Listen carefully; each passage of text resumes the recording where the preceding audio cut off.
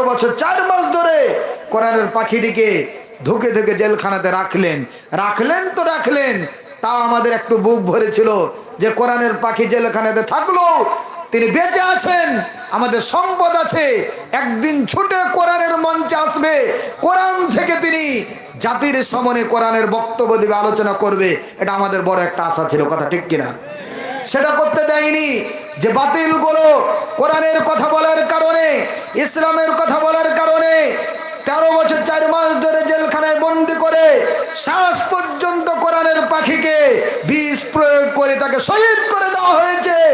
এই শয়তানগুলো, বামপন্থীগুলোর এই বাংলার জমিনে তাদের বিচার হবেই, কথা ঠিক কিনা বলুন?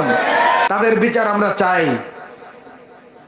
যদি 30 বছর পরে চলচ্চিত্র নায়ক সালমান শাহর বিচার হয়, যদি 50 বছর পরে বঙ্গবন্ধু শেখ মুজিবুর রহমানের বিচার হয়, তো 100 বছর হয়ে গেল বাংলার জমিনে আল্লামা সাঈদী হত্যার বিচার হতে হবে, কথা ঠিক কিনা বলুন?